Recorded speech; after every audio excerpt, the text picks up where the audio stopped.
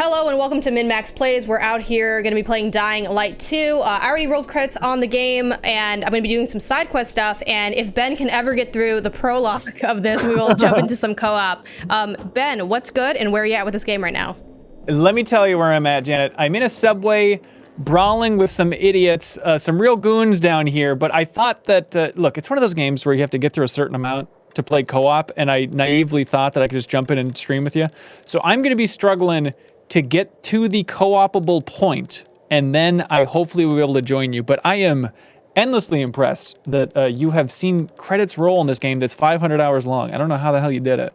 Yeah, you know, it is insane how much, and granted, you know, inherently a gaming podcast audience is going to be like more in tune than like people just going to GameStop, right? But right. Not that there's not crossover there as well, but it's wild how much that 500-hour marketing really transcended everything. Because when I announced that, like, you know, for the embargo, we were allowed to say, oh, we have code, and here's the embargo when you can expect content from, you know, you if you're an outlet, a reviewer, influencer, whatever. And I put up that post, and I'm like, hey, y'all, like, I'm gonna skip my stream because like I really want to get through this game and expect my review. And everyone's like, oh, can't wait for like the 500-hour. Like, I got so many 500-hour jokes. It is like. It is so unfortunate that that has been memed into this game's DNA, but it is not 500 hours. I did roll credits at 28. The estimated how long to beat from the developers is 20, but it took me 28, so yeah. Okay, solid. And you're going to be showing off, to be clear, people are probably worried about spoilers. How worried should they be right now for this stream?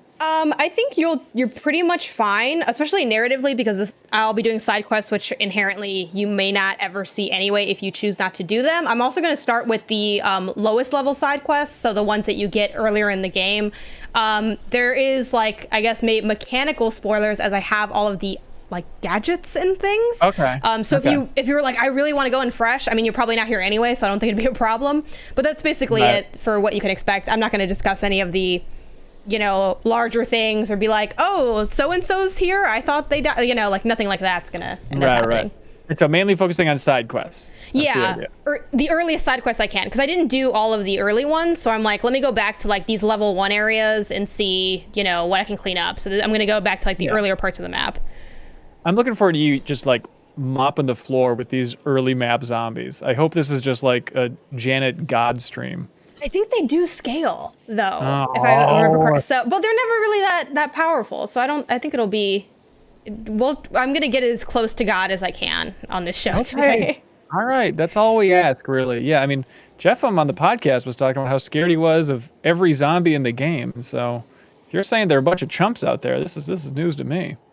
Yeah, like the thing is, it's weird. The game can be scary at times. Like I definitely was like taken aback at moments, but as far as like how crazy things get at like night, which is like when it's more dangerous. Actually nighttime in my game now, I think there's a clock in the lower right hand corner that shows like the time and like moon for night and sun for day and all that stuff. But as long as you're kind of like staying on the roofs, you don't really encounter anything. Like, I don't know, maybe Jeff was just going down to the ground and he's like, I'm here, and whoever comes through, like, that's it. But yeah, I'm on PS5 for people asking. Oh yeah, playing PS5. Also, everybody watching on YouTube, thank you all for being here. You can follow us on Twitch for our streams. We stream every Tuesday and Thursday, including we're debuting a new show next Tuesday with Sarah Pazorski playing a bunch of random stuff on Steam called Steam's Secret Stash. So you can check it out on Twitch. Thanks, everybody. Janet, I think I speak for everybody in the comments when I ask the #1 question. Good game, bad game? How is game? It's a good game. I really like, Snowbike Mike over Kind of Funny had a great take on this game, and this is a bad good game and a good bad game, which I kind of agree with. Like, it is very much a 7. I rank this as good, 3 out of 5 on my scale. There was a time where I thought it would be great though. Like, I was 18 hours into this and I'm like, this is great. Like this game, I just like got knocked down. This game was literally for a while my like Metro Exodus, like if you played that, where I'm like, I wasn't expecting it to be crazy or really good, but like it's secretly one of my favorite things.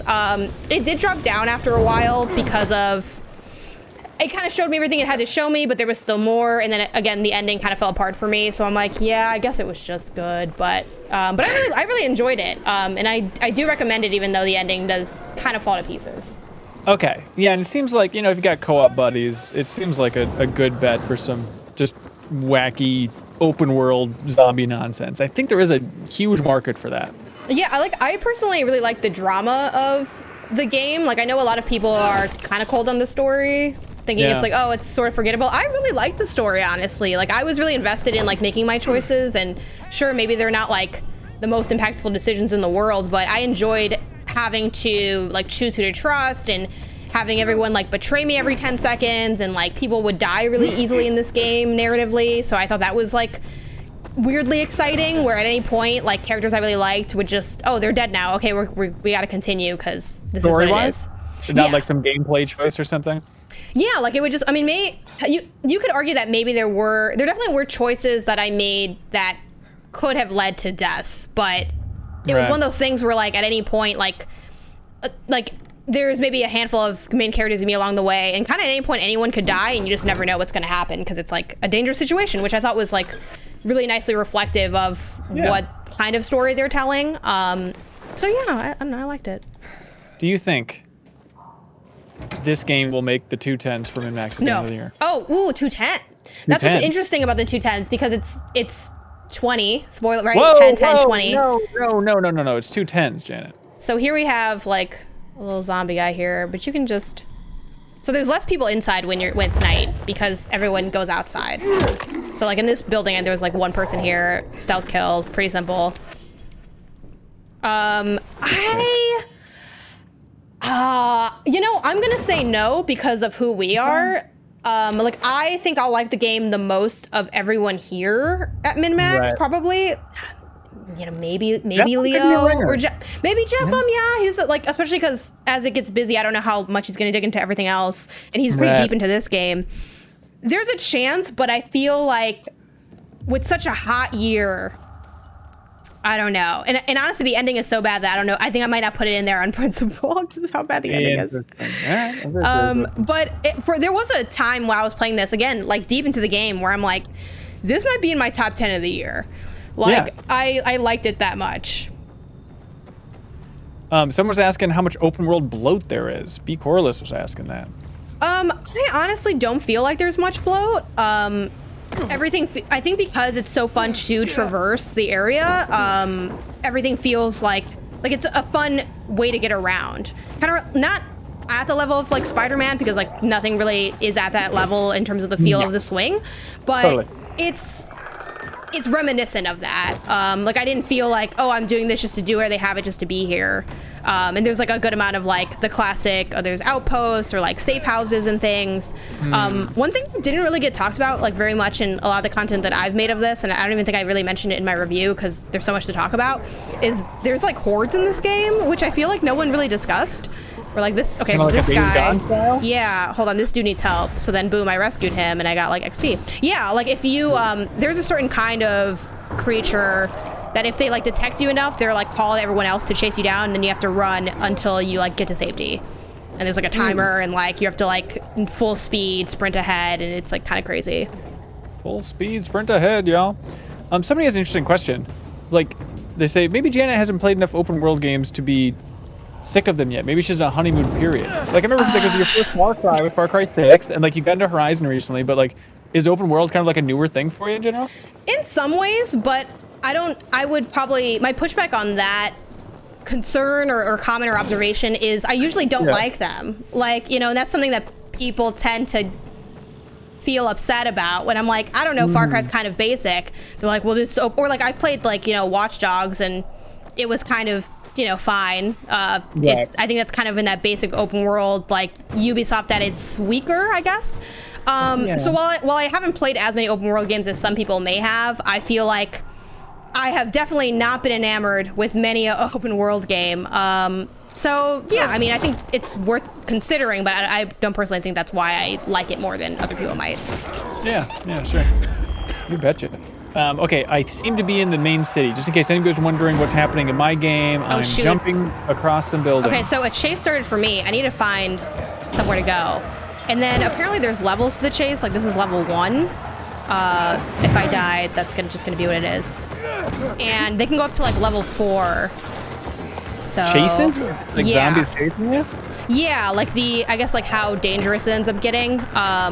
but I need to get somewhere. I need to get to like a UV spot. So right now I'm just trying to like get as high as I can and figure out where to go next. Huh. People are asking, is this Pittsburgh? Common question. No, it's like, I don't know how based it is on like any specific place offhand. Like it definitely could be based on something more specific. Okay, this is my closest safe zone, so I'm gonna try to go here. But it's like all of the names are like just different names of things. Like your opening area is like Villador. They do reference places like New Paris, so obviously it's like regular Earth. But I don't know like how much it's really trying to emulate a specific area or not. There might be stuff posted about that. Like, you know, they did like a crazy amount of like coverage on this game, like streams and stuff. So I wouldn't be surprised if that info's already out there. Yeah, they had long enough with the delay and everything. Because what it was supposed to be, God, was it 2020 originally? I forget what the first release date they put for this thing was, but something like that. It kind of was in like a light development hell, it feels like. Like this game just kept getting delayed. Yeah. Tough one to wrangle together. Hey, Janet, I don't want you to dig through your menus, but I'm trying to figure out... Oh, hang on. Let's see if I can do this now. Oh, still in the prologue. Come on, co-op games. Get your act together. When we want co-op, we want co-op. I do think that it should be video game law that every game that has co-op like that needs to have an opening screen that like really specifically explains, here's how far you have to go. We're gonna tell you when it's unlocked. Just because like, that's the worst feeling in a game ever. Like Luigi's Mansion has that issue too, where really? Yeah, because you can't play co-op until you get Luigi, which narratively makes sense, but like, could you tell me that? Because I'm like, I feel so bad for the parents that are like, we can play this together, and then they're just like stuck trying to get through like half the game on their own. Well, not half, but you know. Yeah, no, yeah, I wanted to play that game co-op with like my nephews, and now it's like, I just imagine the situation of them just complaining, why can't I play? And it's like, oh, hang on. I need to unlock Luigi before we can have fun. It's just a constant cycle of that. Yeah. Tired of unlocking Luigi. Let me see if there's something closer to me, story-wise, I could do. Just make. Oh, you know what? Let's just do this windmill, because I've never done that. Jake C says Luigi's Mansion has great co-op, though. I haven't tried it. I like it co-op. I don't think it's the best co-op game in the sense that it does end up, because you have different tasks, because Luigi and Luigi function differently. Like when you first unlock Luigi, Luigi has to do a lot of that stuff. Like Luigi has to do that whole boss. So depending on your player differential, that could be kind of a frustrating or stressful time where it's like, okay, well, I can't help you fight because only Luigi can get through these vents. But yeah. And now we're at the point in the video game industry where saying Luigi does not seem alarming or strange. So that's how you know. Look, everyone's just burning because of the daylight. So like half of them like just die out in the streets. Oh my god. It's like it's some sort of dying light, you're saying? You know, some might say that it is. Like, I did feel like so silly, like explaining mechanics in this game, like in my review, and being like, in Dying Light plays a big role. Like I'm like, yeah, obviously. Honestly, I had not connected it until that moment that is what they're going for with this name. Yeah, so like a little bit. That's not like standard zombie lore. That's like more, they're combining vampire lore with zombie lore there with the dying light. Yeah, like what the idea is, yeah, I mean, it's, yeah, the answer is yes. Like, it's like a mashup situation. A little bit. If anybody has any questions in the chat, let us know. Okay, there's the windmill. If anybody wants to know how long I have until I finish the prologue, I don't have an answer, but I was hoping you could tell me, because Janet needs help in her game, and I'm the person to do it, but I just can't get there yet. And here's my windmill. Ooh. What does that do? So these are like, you know, if we're thinking of like general open world construction, like the classic little things you can do in the area. So you have these windmills that function as facilities you can take over. I should also heal. I'm like real messed up, really in some type of way. So for this one, I like these because they're like little parkour puzzles. So what I need to do is get to the top and activate it, and then I can choose like, do I give it to the survivors or like the peacekeepers? So like I start off on this part of it, and then a lot of times there are these moving structures. Sometimes you have to like turn them on or off. You have to like time your jump. Like this is pretty high, so I'm guessing I have to do something a little different to get up there. But yeah, like and then there's interior ones that are sort of you have to like add power to like a station, like a generator, and those are like puzzles in a different way where you have to connect wires to like open lock doors and then like grab the rope to like connect like A to B and B to C to like restore power. So I do enjoy like doing these little kind of like I think that helps make them feel like for like other more comparisons, like in Far Cry. Okay, there's a place I can climb, so I probably have to go up here with these. And they have a couple markings, so you can climb up kind of anything, but there are like sometimes where they put these yellow markers to sort of help you notice some of them a little bit more. But as you can see, like on the way I just jumped on here, it's just like regular wood, but like you know you can climb it because you can climb kind of everything. But yeah, in Far Cry, a lot of the like facility type structures, my beef with the game like that is at the end of the day I'm just shooting people and then I blow up the thing and I get it. Like here, because there's like the parkour stuff, because they throw in puzzle elements, because they have like the zombie combat, I feel like even when I'm doing generally the same thing, it doesn't feel the same each time. Huh, yeah, I guess it checks out. Okay. People are wondering, how does that DualSense feel since you're playing on PS5? It's fine. I mean, I wouldn't say that this is like a shining example of like the DualSense's potential. Okay, good, I made it. But yeah, it's fine. I honestly just like playing on console because I'm just a console player, and I do like having the option of what the DualSense offers. Okay, so then boom, I activate this. I think some of the windmills are automatically assigned to some people though, because this one I walked up to it and said Survivor's windmill. So I think there are a few times where you don't get to choose, like this might be one of those times. It's so weird. I mean, people are seeing the game, but they're not feeling the game. The weirdest thing is having jump on R1. And then even because of the way like you have to. I mean, Mirror's Edge was like that too. Was it jump on R1? I'm pretty sure it wasn't. I don't know. Were you jumping on R1 in Mirror's Edge? Mirror's Edge when you jump, R1. Can you open PS Now and just check real quick? I'm just joking. It has like a regular job. Someone said Ape Escape. I don't remember Ape Escape having weird controls too. That actually might be true. Yeah, also, but I was like trying to wrap their minds around the DualSense. I didn't know what the hell was going on back then. Jake mentioning like Far Cry need more puzzles. To Far Cry's defense, there were some fun puzzle things in the treasure hunts. I think Leo on the main show had shouted that out, but that was like so additionally to this, that was like a side to a side, which again, and I think Far Cry actually had a lot of fun stuff, ancillary stuff, but because the main quest was so long, I felt, and that's why I think Far Cry should be trimmed down, because if it's a little bit thinner, I feel more incentivized to do more of the side stuff. Like I think having a thin enough main quest where you want to do the side stuff is one of the keys to making an open world that doesn't feel bloated, in my opinion. I know some people just like a lot of stuff to do, but yeah. You mentioned Snow Bike Mike earlier. Yeah, Snow Bike Michael. Mm-hmm. Yeah, his voice is captivating. Every time I listen to a podcast with him or a stream, I am just riveted about like his, not only his specific voice, but his tone. I can't track it. Does he come from like he sounds like a sports broadcaster. What is that? Can you let me know what's going on with that dude?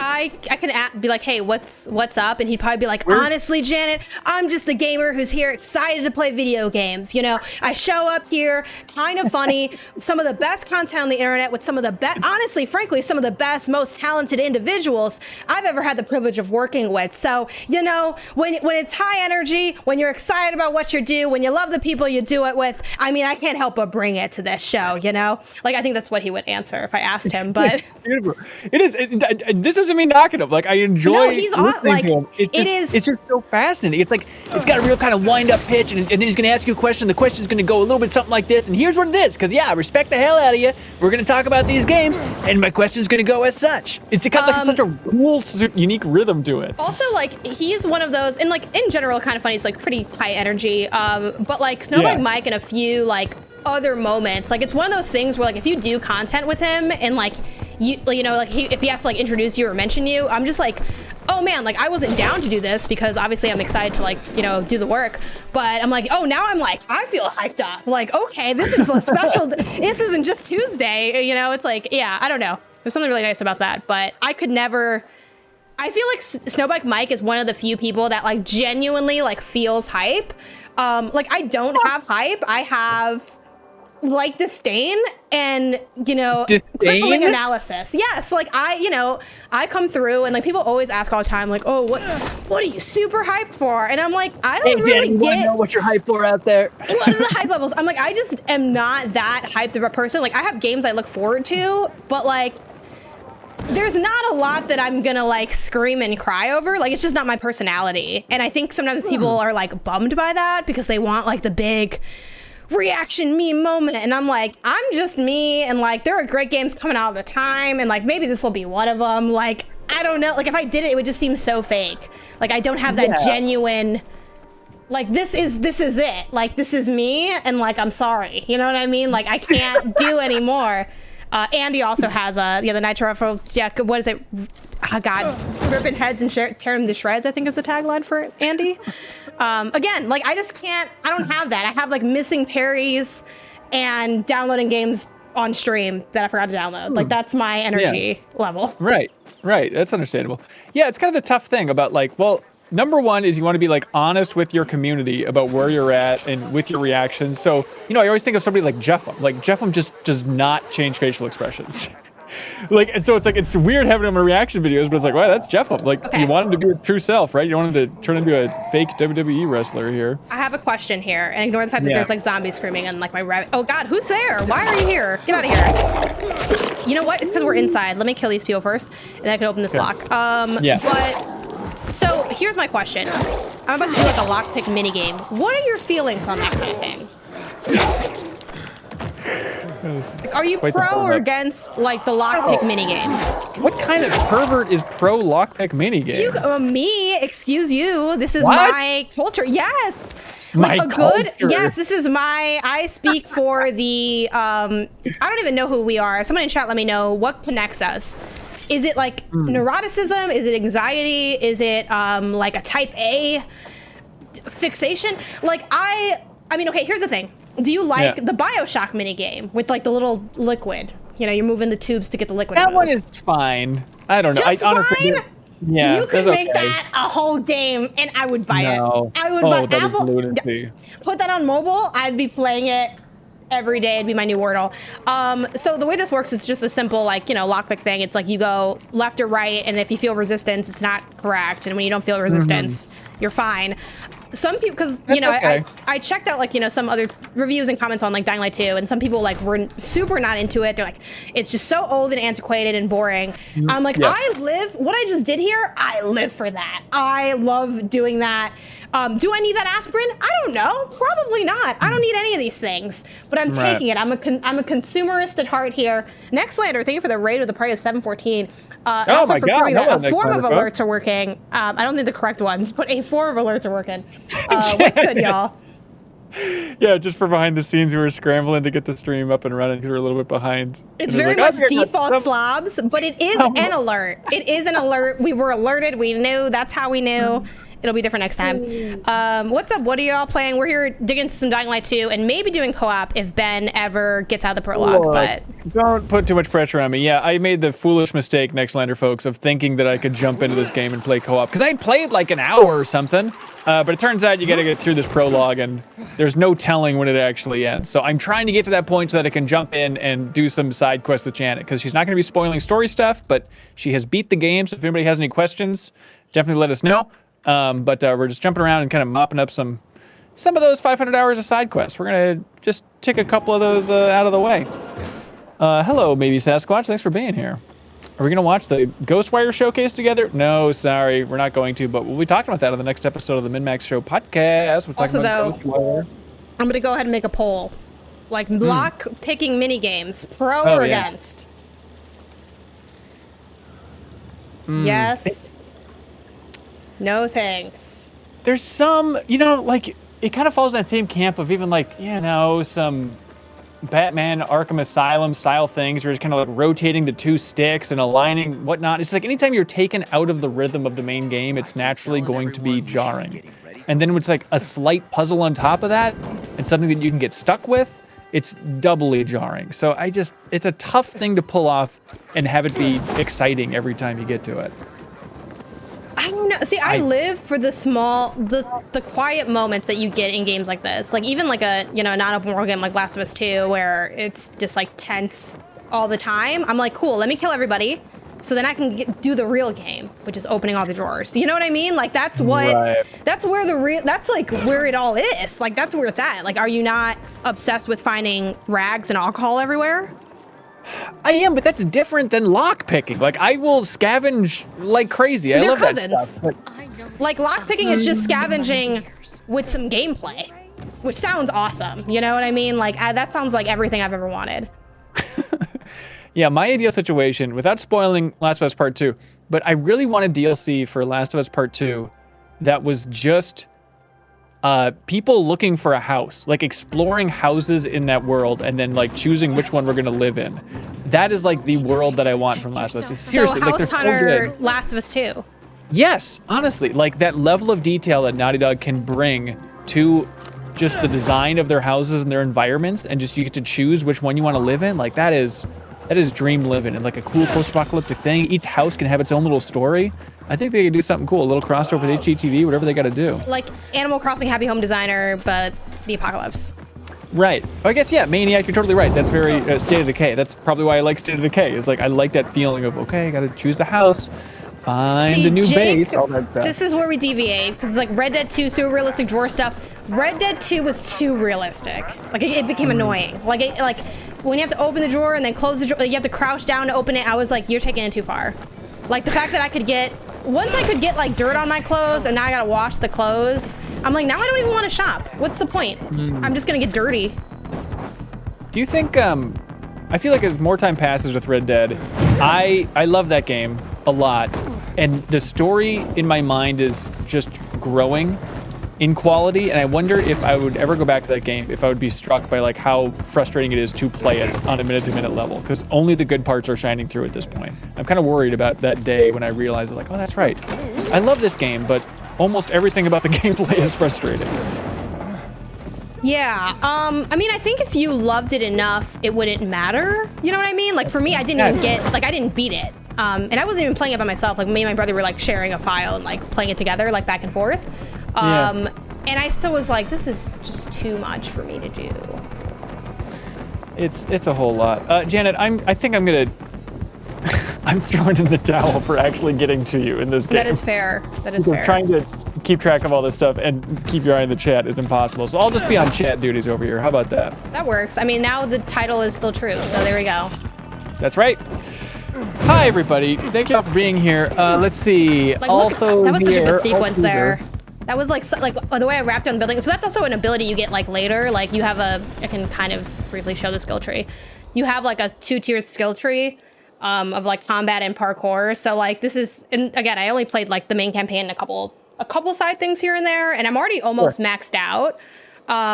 You are like sometimes limited based on how high your stamina and health is, but like I have like, I can slide, I can like run across walls, I can like climb up walls a little bit, I can move up walls faster, so then I can like kind of cheese my stamina that way a little bit because I get more out of the stamina I do have. Yeah, it ends up being just a really nice combo of things, I think, as it grows. Yeah, instead of playing my own game, this is nice because now I'm actually going to watch what you're doing and understand all these cool moves that you're doing. That glider seems pretty sweet. The glider's solid. I think I do wish it was a little bit like faster or like easier to move. Go to the incubate building to find the salvage team. Okay, sure. To kill or not to kill, does that mean I have to not kill somebody? Like, I don't know what way this quest is gonna go, but well, that's a question. We're leaving it up to you.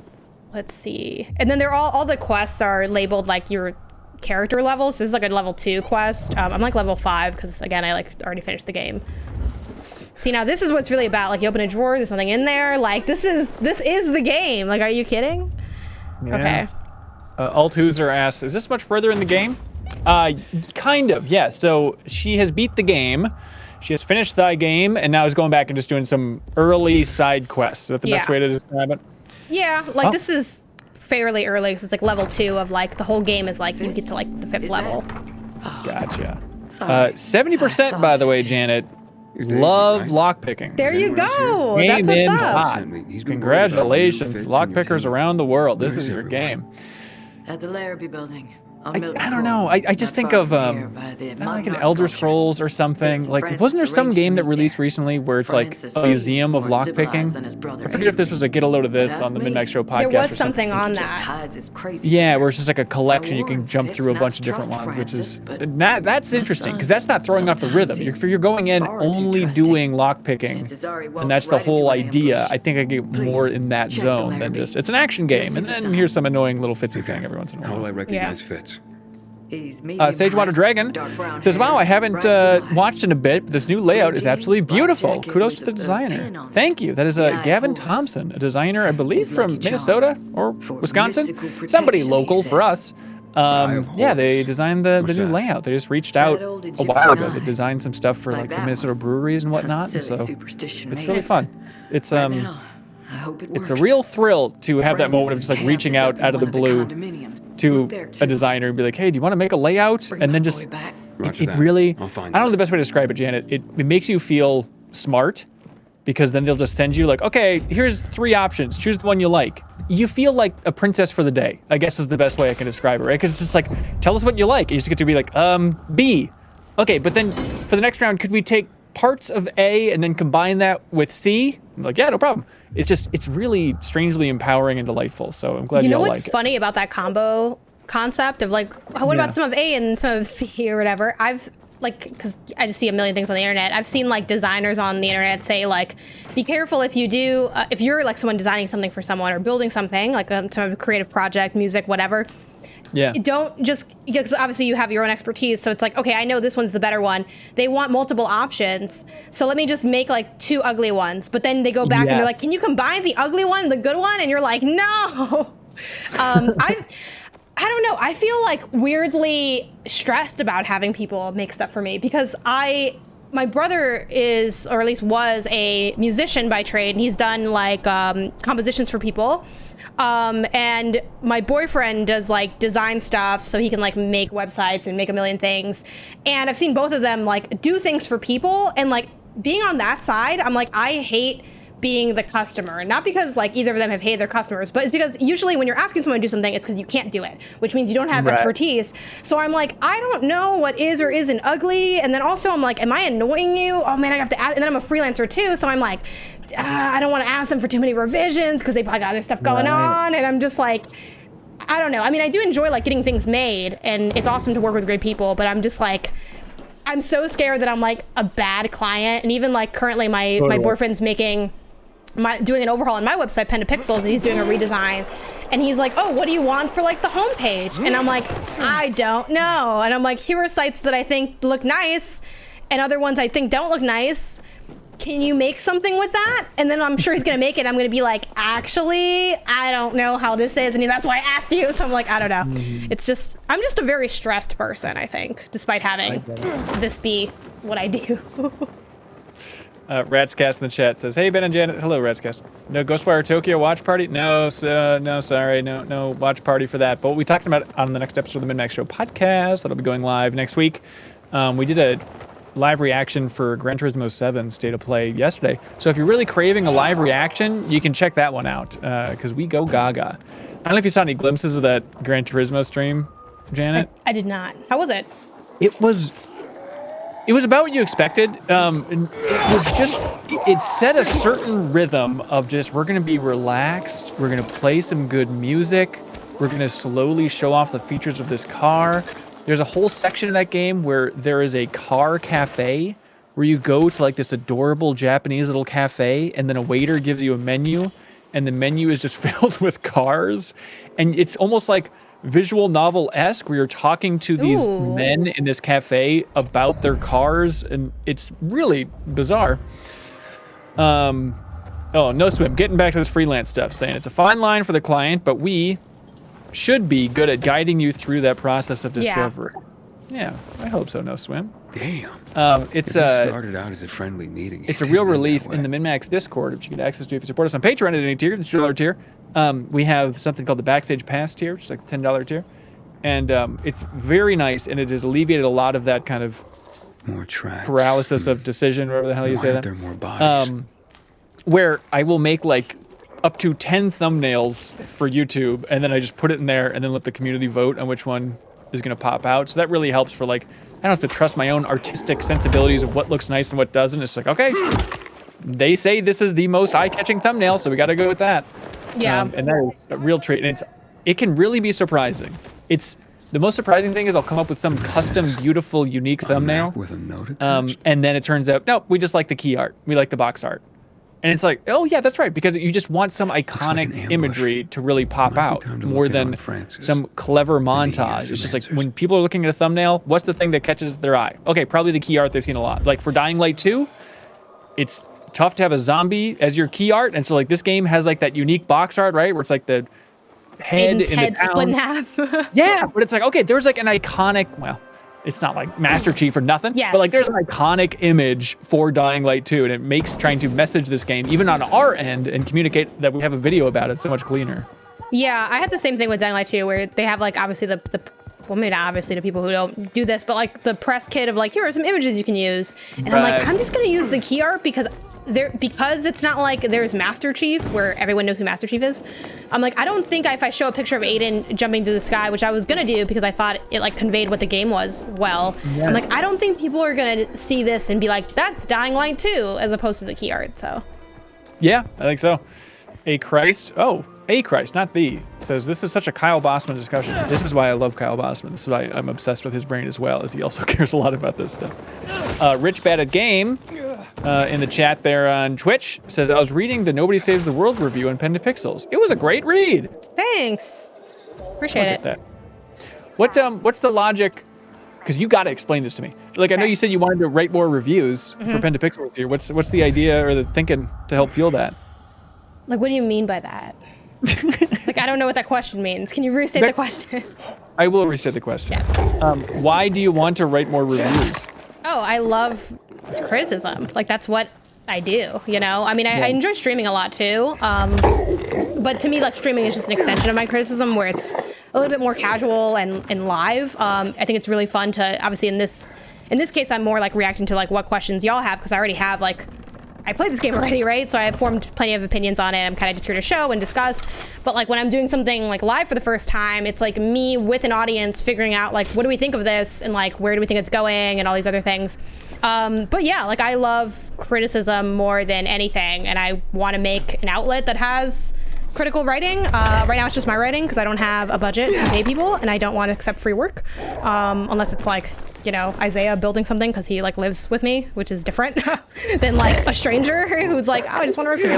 And to be clear, Isaiah is your butler? Boyfriend. I see. What's the difference? At he's many, his driver, like many, he has many talents. But yeah, like I love writing. So, and I never felt like I got to do enough criticism because I never had, well, to me, there's not really like a job where you're just a critic usually. It's like you're a podcaster or you're an editor who does like other stuff. But I'm like, well, I make my own job now at this point and I want to keep being a critic. So I'm like, that's the idea behind it, I guess. Yeah. Spectron in the chat says, this game is way more colorful than I expected it to be. Yeah, it's also less like, as you guys are maybe picking up on now, like it's less inherently like crazily combative. Like obviously I could just walk up and just like smash a couple skulls in, which I might do in the next room just to show y'all what that's like. But yeah, at a time like this, like you can get away with just like, I'm gonna just take down everybody and then it's fine. Like you don't always have to be like doing melee like crazy. Here's an interesting question. I don't know the answer to this. Yeah, maybe I do. Maybe I do and I won't tell you. Aramite E asks, should a critic point out any and all flaws in a game? It depends on what you mean by flaws. I also think like, to what degree can I even identify flaws as someone who isn't a developer? I think flaws are pretty few and far between. I think the only thing we can all agree is a flaw is like things that are like bugs or things where, you know, maybe something that's really convoluted, like a menu system that just feels really complex. Yeah, but I think few things are flaws. I think if you're like feeling it on this end, it's like, the way this adds up emotionally, I think this is a flaw in the design.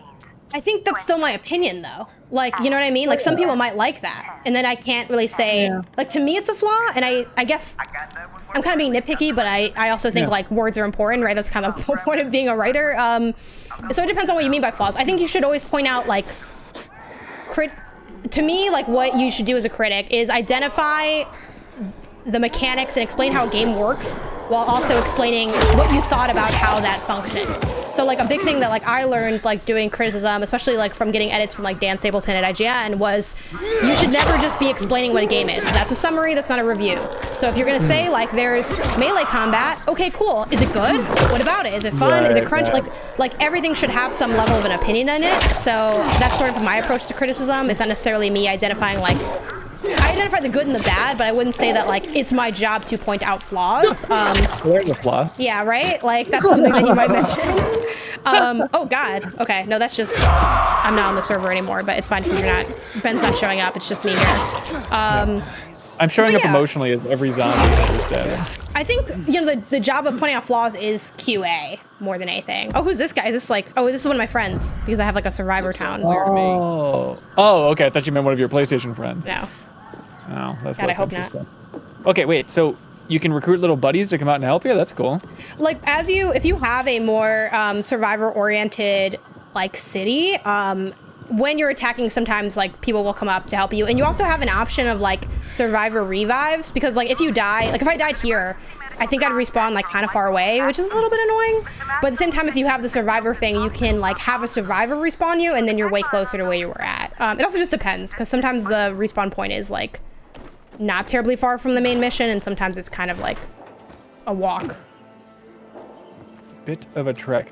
How's the world? Do you like the environment that you're running around in for the whole thing?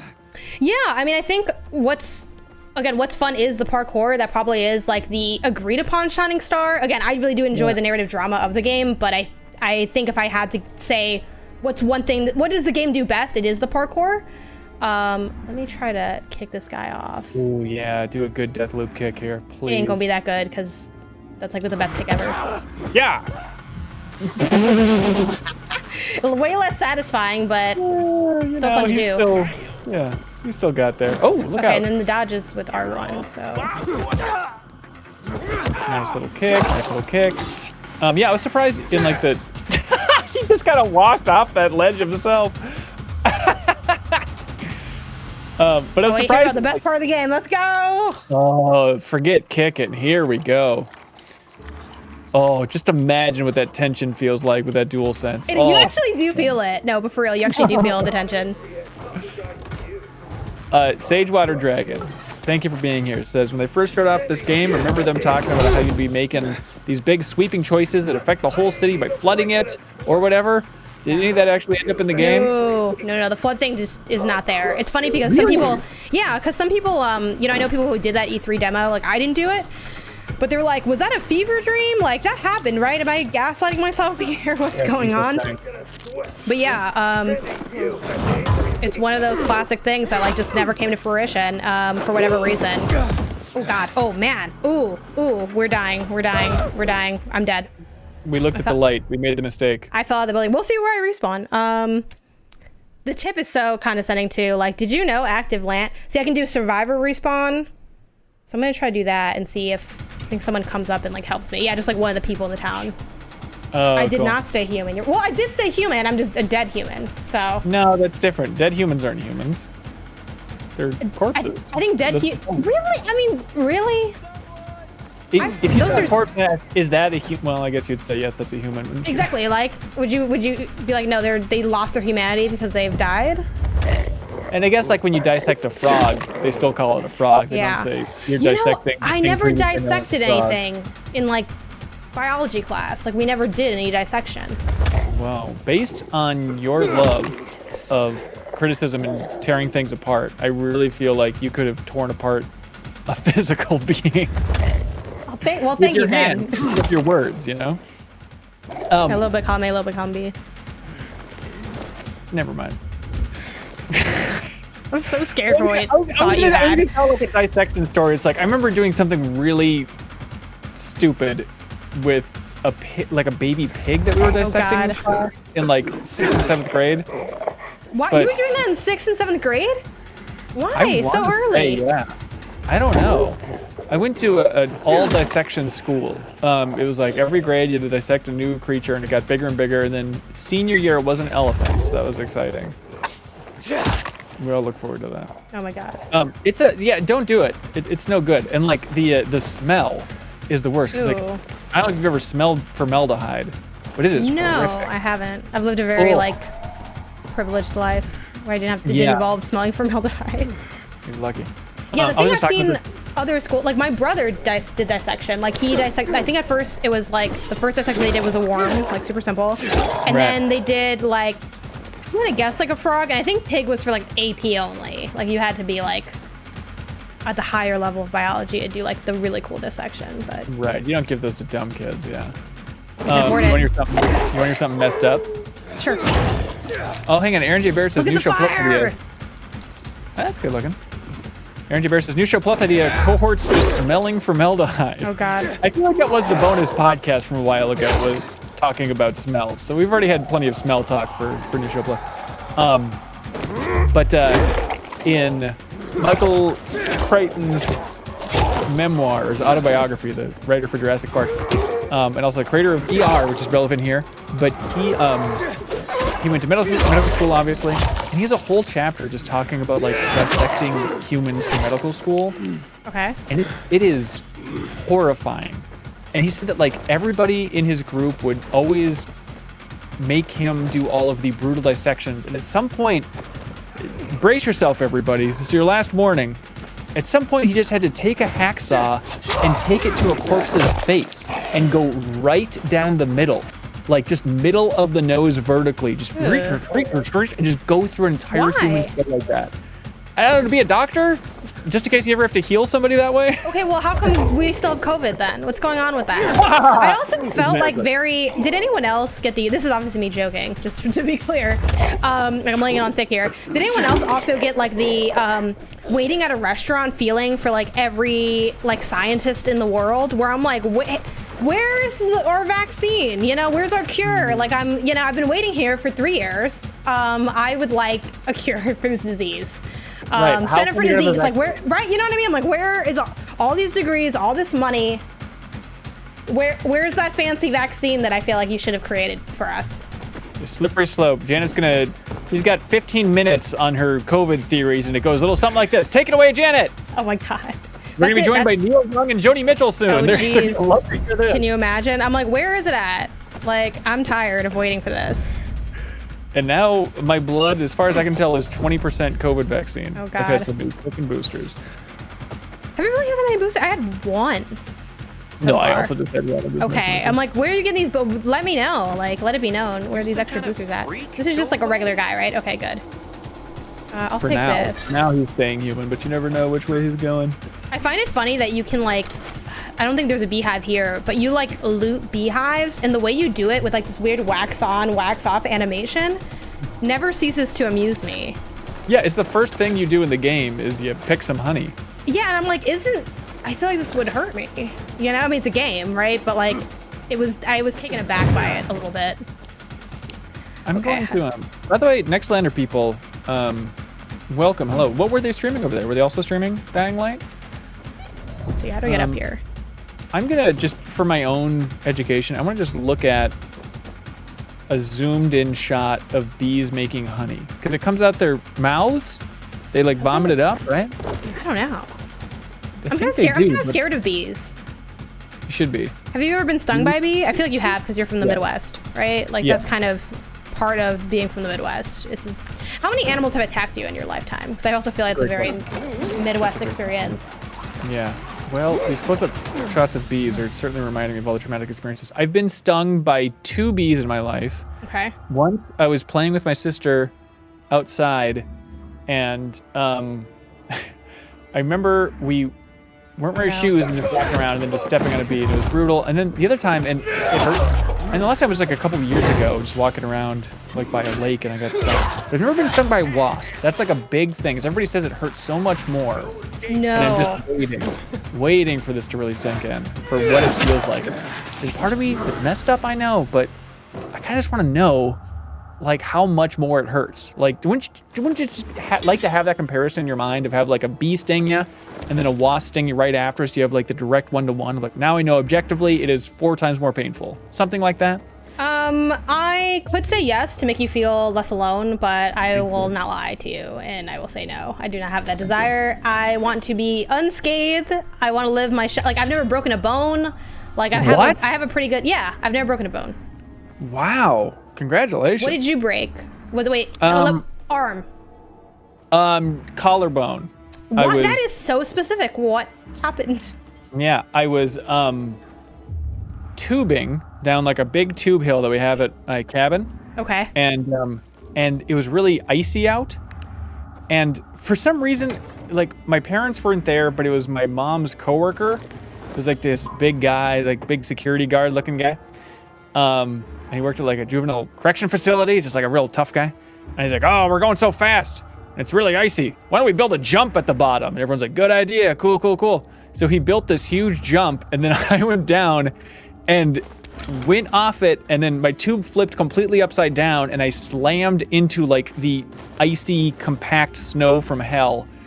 And I remember shattering my collarbone, and then like I limped back to the cabin, and he was trying to make me feel better because he felt so bad because he knew that like he hurt his coworker's kid. And he's like, "Here, you can have a Coke." And I was like, I was actually kind of excited, like, cool, I get to drink a full can of Coca-Cola as my big thrill to try and offset this arm that's dislocated. Did you not just go to the hospital right after, or like how was that handled? I just had like 3 more cans of Coke, and then it was fine. Eventually I went to the doctor or whatever. Okay. That was supposed to be fine. And then I broke my pinky once. Oh, just kidding. Oh, shoot. Was I not supposed to hit him? Oh, no. Ooh. The objective was don't hurt this man. I just assumed that I had to fight him. Daisy and Paul sent me. I'm looking for Fitz in his. My bad. You chose to kill They instead never of not returned kill. after they were supposed to meet with you. By the way, people So this looks bad. that are here, thank you for being here. Like Big Egg, they say Bloodborne PSX is what they're streaming over there for next night. Is that thing cool? It looks like a sweet Nightmare Creatures throwback. How big of a demo is it? Did they beat it over there? Because I was thinking about maybe putting it into the poll for New Show Plus next week. It's very cool. I figure we should probably play it before it gets pulled down by Sony. Oh, yeah. So hopefully it'll last. Ooh, up to gas coin. Really? Bodies at the Larrabee. Interesting. That's beefier than I expected. And does it play like trash, or is that part of the charm that it plays like trash? The bodies you saw. I don't know, I just don't think we have like a Bloodborne expert in our crew for New Show Plus, which makes it a little bit tricky. Like, you're a Bloodborne appreciator? What's your experience with that thing? My experience with Bloodborne is that I impulsively bought a PS4 with a credit extension I got after getting my first job. This was like when I got my first job, got a credit extension, was really bad with money, went to go buy a PS4. Spoilers, was laid off like a few weeks later, so that was a bad decision. Then I'm like, I'm gonna get my PS4. What are some of the games I should start off with? I got like NBA 2K because my brother really wanted to play. I got No Man's Sky. And I got Bloodborne. Maybe one other game. And like No Man's Sky, I was like, I'm not that into this. NBA 2K wasn't for me. And Bloodborne, I like didn't, and I like don't know why. So this is like difficult to explain because there was an era where I wasn't like who I am now, right? So like I liked games and stuff, and I was like pretty, you know, I've watched E3 all the time since I was a kid, but I wasn't like super like. I didn't really think the Bloodborne purchase through. Like I didn't know it was I didn't know that it was a hard game. It's not like I didn't know what Bloodborne was at all. But I knew little enough that I just decided to buy this unceremoniously. And I tried playing it, and like I sucked at it. I could barely get like out of the first like 2 rooms. And then I turned it off and I never played it again. Like since then I've beaten like Demon Souls and stuff. So I think it would go better if I tried again. But I was just like so like I don't know what this is. And I don't know why people recommended that I play this because it's like unplayable to me, not in quality, just in my ability. And that's my Bloodborne history. That glorious 15 minutes of time. It seems fine. Seems like a See, last I saw my brother likes. Okay, God, I don't believe you, or if he's dead. I'm not gonna lie, I was not fully listening to you. So I'm gonna go. I mean, they're both kind of aggressive. If he's dead, you're next. Ben, I'll let you pick. I'm not. Yeah, I'm going with if he's dead, you're next. This guy's no I'll good. head to the skyscraper now. If Fitz is dead. Does everyone look this scary in this world? Why blame me? A little He had bit. skin in the game. Yeah. His poor Desert says, feels like they're ignoring Bloodborne on purpose. And when are they going to give it a port and give it 60 frames per second? I would bet that that's going to be the next His jacket's PC nice though. support. It's got a nice Yeah, color to you it. know what? Maybe this guy's all right. He's I got like some his style bat. to him. Look at that Nintendo Switch bat that he has right there. Yeah, he's got it I down. will say there's a faction in here like called like the Rebels or something. You meet them like fairly late in the game, like halfway through the game, and they're like dressed really insanely. Like they have like, you know, freaking bird masks and stuff. And I was just thinking about like the fall of our society, the inevitable fall of our society, Ben, you know, when the metaverse crumbles and, you know, everyone's left destitute and diseased. Would I ever like, I'm like, I would never wear an outfit that ridiculous, but at the same time I cosplay. So like, do you think you would have, would you join a faction and have ridiculous garb? Or would you be like, no, I'm just gonna wear my regular jacket. Like I'm not gonna go all out. Yeah, I would be as boring as possible in the apocalypse. What do you think though, like 100 years from now, when people look at your clothes, when people obviously will find this video 100 years from now, what do you think will stand out to them about your fashion? In this video, I don't think much because you can barely see my outfit and I just have a sweatshirt on. I feel like that's pretty innocuous. Oh wait, just You think kidding. 100 years from now, just like a little sweater would be fine? I think so. So if you're wondering why I'm immediately turning around, this is a restricted area and I'm afraid. So I'm gonna try to scope this You have out like an end first. game build. You should be perfect. You can knock everybody's heads off. No, I'm gonna scope it out because I'm a punk. Even though I actually use this mechanic very little. Like you have this flashlight to like mark stuff, not flashlight, binoculars to mark stuff, and I didn't use it very much, but I thought, why not? Well, I didn't want to just drop in there. Like I don't mind going in generally. Also, I love this ad. This beer ad for Bear It Wildly. Hell yeah. That's great. Everything about this is good. I don't know. Because I think we always perceive future fashion as being kind of matrixy. And I don't think we're necessarily heading there. I don't know. What about you? You have any big thoughts on the future of fashion and how people will judge us? I do have a lot of thoughts on the future of fashion. Well, Aramate E, I think, is right in the chat where he says that they will mock your headphones. Yes, that will stand out in a big way. I mean, people mock my headphones now. Like, why are they so big? And I'm like, well, also, they are big, but also my head is really big. And, you know, people don't realize that because I'm just in a little square. I'm like, my head is huge and my body's really small. They'll probably be rough shocked by life. the amount of stuff you have on your shelf behind you. Like, why do you have so many physical things? Because in the future, it's all just going to be weird digital nonsense, right? I wonder, do you think they'll, I'm trying to like climb up this thing and I'm just like not tall enough. Let me go up there. Do you think there'll be, so you know how people are like, there's record play, you know, there's like records and some people are a little nostalgic for even like CDs at this point. Yeah. Is there going to be that for games or no? Because like at least with a record, there is a sound difference. Like, do you think people will like will go digital everything and then people will be like really into physical games for some reason later? Oh, absolutely. I feel like that is already there. I mean, people get like downright pornographic when talking about like inserting a Super Nintendo cartridge. Like they're so into it. I think that's a separate problem though. The hornification of game analysis. Like I'm not literally saying that they're aroused by it. I know, but like, okay, here's the thing. That's like one of my biggest pet peeves. I've been wanting to tweet about it, but then I don't want to because I know everyone's gonna be like, oh, let me make like all these weird like dick jokes and stuff. But I'm just like, when people are like, oh my god, that trailer, like, ugh, I'm like, this is weird. I'm like, this is weird. I don't know why this is part of your part of what you have to say here. I think this could have been an inside thought. No, it's good. Get it all out of their system. It beats trying to watch you climb up to a ladder. Oh, okay, there you go. You know what? It's all part of the process, okay? It's dark here. I can't see anything. Also, look how dark it is. This is with a flashlight on. This is without the flashlight. I can't see anything at all. Yeah, but the cloud, the fogginess is really pain in the ass. I feel like the, oh, by the way, Ghostwire Tokyo looks very okay. Well, we'll talk about it. I'm okay. So, like, I'm debating because I was like, you know, we have our draft, like the Fantasy Critic draft that I'm like obsessed with now. And I'm like, I don't think I'm going to pick that one up because I don't know. I'm kind of skeptical of it, but. I'm curious how it's going to land, yeah. But in terms of the weird perversion towards games and whatnot, I think like there's a relative that's been around for a long time, which is like people describing hardware as sexy. Yes. Like, ooh, the PS2 is so sexy. Like that type of thing. It's like, I don't know what that means. Like curvy? Is the Genesis sexy because it has more curves? I'm like not a fan of like, it's like the slippery slope to like some things that are also said that I'm like, this is kind of weird. Like, why are you saying this? I don't know. To me, it's leftover from like the broiness of like what gaming just kind of started out as, where I'm like, this is kind of like weird. Yeah, but I think there's. I mean, this God. is a big rabbit hole as well. Like Aramite says, people use horniness as emphasis these days. You're Yes. right. Instead of saying like, "Hey, Lady Dimitrescu looks cool," you have to say, "I want her to sit on my face," or whatever the internet says.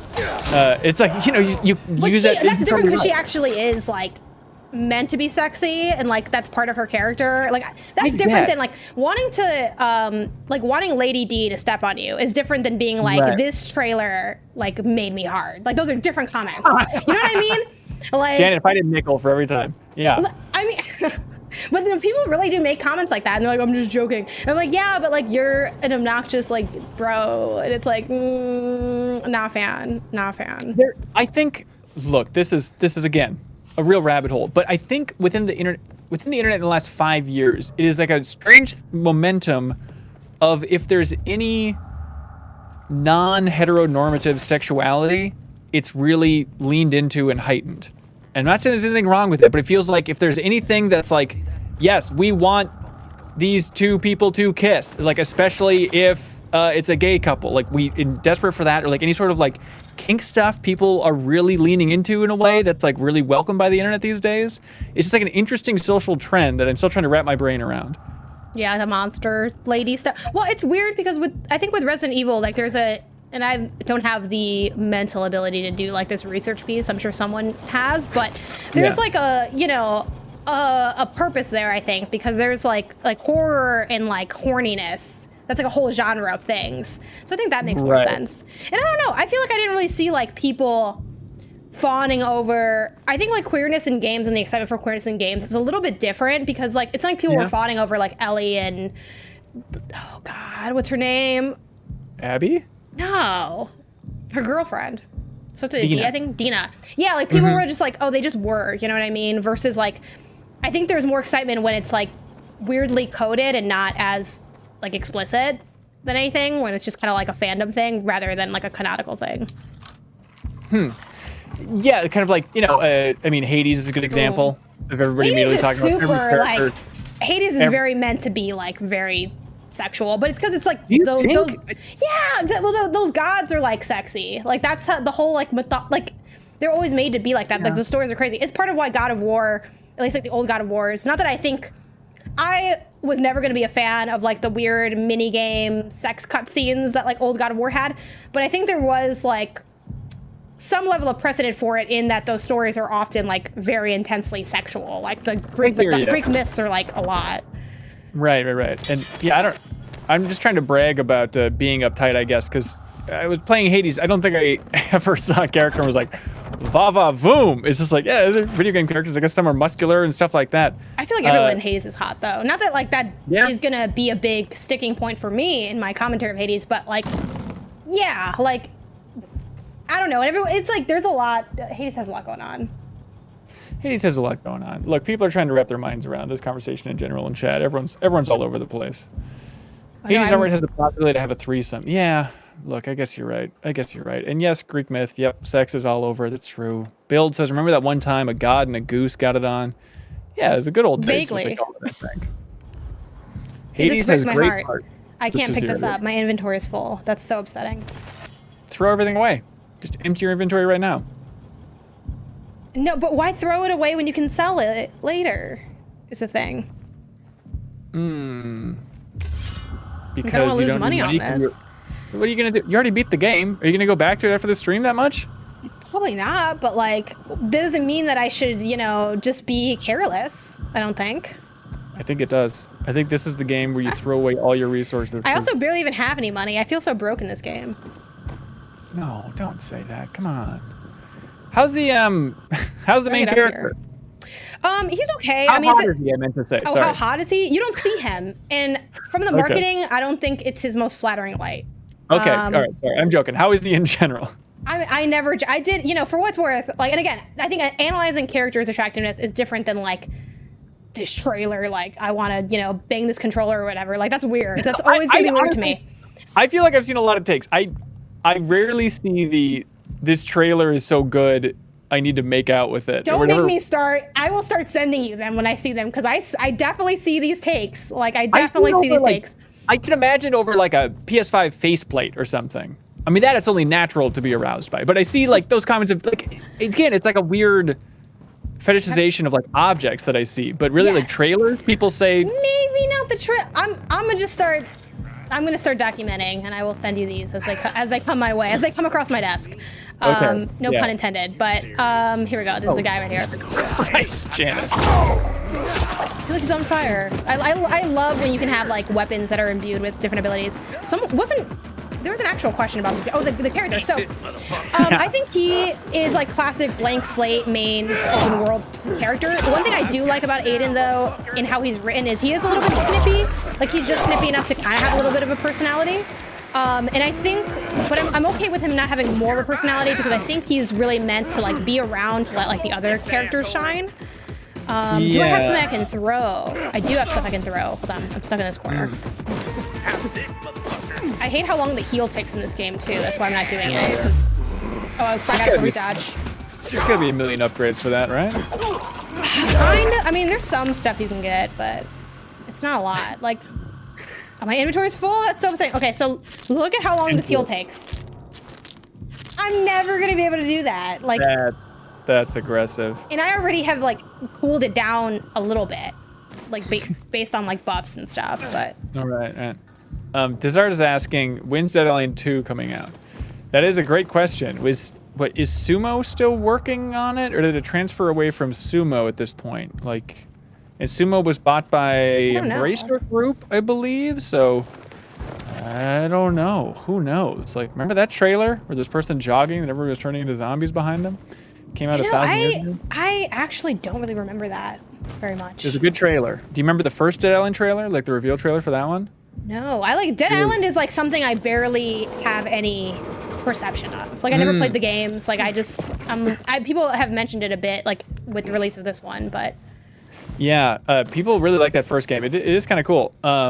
It stood out back in the day, but like that reveal trailer for Dead Island 1 was just like this majestic, beautiful, piano-ridden. It was like a little girl turning from a zombie back into a little girl. Was that what it was? And it was all played backwards. The point is, it was like this beautiful little short film, and it got expectations just over the moon for that game. And then it sold like crazy, but everybody's takeaway was like, oh, it's a silly co-op open world survival game. Like, it's nothing like that trailer was implying back in the day. Yeah, that kind of happened. Your brother's not right. People saying Dead Island 2 is, ghost, what's that term? Ghostware? Shovelware is what they're saying? Yeah, it's not shovelware, it's phantomware? No. What's the word I'm looking for, Chad? I don't know, because shovelware is like when people Ivory purposefully is are the putting word kind I of came like to bad see. stuff out just to sell it. Yeah, Like, vaporware. Thank you, everybody. Yes, thank you. I really loved on Giant enough to Bomb know that you a tortured couple a weeks kid ago, maybe to it was last death. week. But I can't tell if it was Jeff Backler coming up with this or he's reading it from chat. But they're talking about the games that you get for like PS Plus or things that are just on Game Pass that exist and you might get back to them at some point, whatever. Francis And they told the call them truth about you, at thereware. least. You It's like, that's invaded such a their good term for territory just and stuff Fitz only like came to talk, so what an happened? Outriders. It's like it's there. You technically have it. It's just available for you. And I thought that was a perfect term. Hope it catches on. I sent a Yeah. man with a map to propose a reasonable Oh, A division Christ of the says, I actually know someone working on Dead Island 2, and he's still working, though we always joke when that it's vaporware. Though he refuses to say that it's dead, for sure, probably So, NDA. I'm Francis's plan Interesting. B to kill you then. Yeah, I mean, I And, like interviewed the Fitz, folks no from blowback Sumo on years him ago, if you and kill me they were like, first. oh, it's But he forgot doing one well, thing. it's coming along, That but he might talk. who the hell knows? So Whenever how he gets about out the we make a door, deal? I'm sure people will Go back and kill him maybe for find me. it. Do you all remember And I that? don't make you Oh, go ahead, my Jen. next I was just gonna say with the horse. thereware thing, like I'm And against Daisy and thereware. Like I don't really Cole know that want. this is my I'm good. turf Like I had this conversation a bunch on like PS I Love You because people found out. Oh, okay, wait, no deal fight is all I got. Okay, I'll let Daisy and Paul. No deal fight here. Sure.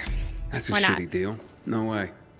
Okay, now I have to kill these people, so we're gonna see how this goes. But like, I don't redeem like all of my PS Plus stuff because I'm like, I'm not some stuff I know I'm not gonna Better play. check that body. Yeah, Wow, that Lego was quick. Batman 3. Like, yeah, Jesus, you're a slaughterhouse here. Unfortunately, my inventory is full though, so I was able to grab the old world whiskey. Nice. Well, this is a level 2 quest, and I'm level like 5. Though again, the enemies do kind of scale, but I think Wait, you're level 5? yeah. At the end of the game, you're level 5? Yeah. Shit. for like must be overall fast. quest. That's not like an That looks RPG like level an thing. agonizing It death. is kind of like an RPG level, but they're Time related to make your Francis quests. pay. Like they don't have any. There's no functionality in your level besides like indicating if you're ready or not for a certain quest. And for what it's worth, the game ends on like a level 5 kind of quest line, and I went in with that like deep into level 4 because I'm like, I don't want to grind for the rest of this, and I don't think I need to. But yeah, that's kind of, it's like a little bit of an indicator on like where you're at with like the quest lines and stuff like that. Yeah. Shazira says, I'll redeem stuff because for some reason I recall reading that it's good for the developer if you do. Maybe I dreamed that. That's interesting. Yeah, maybe I they feel can like it use would that be good for later. them. Yeah, for like total copies redeemed or activated or See, that's a nice player-based, thought. you know? I would, Yeah. I'm not gonna lie, I probably wouldn't do that for that reason, like solely for that reason, but I think that's a nice thought. Yeah, Like, I just don't like having a bunch of stuff that I don't need. I know it's digital and it's like, it's not hurting me, but I'm like, why do I need to have this? So it's the opposite of how I am in the game, where I'm like, I need all of these knives. Right. That's I'm like, I don't confusing, need UFC 4 because I'm not gonna play it. Though actually, I did download that because Blessing said that he wanted to play with me, and I feel like he's not going to. What? Is he really into UFC or something? He said it's actually a pretty good game, and I'm like, I mean, I guess like it's free. But the game was huge though. I downloaded it last night. It was like I had to delete Guardians of the Galaxy to fit it on my console, which I didn't want to admit to myself that I'm not going to beat that game. So I'm like, I wasn't ready to have that conversation with myself. Yeah. But yeah, I had to choose between my favorite game. The game I've been playing a lot this year is what do I delete? So yesterday's matchup was Death Stranding or Guardians of the Galaxy.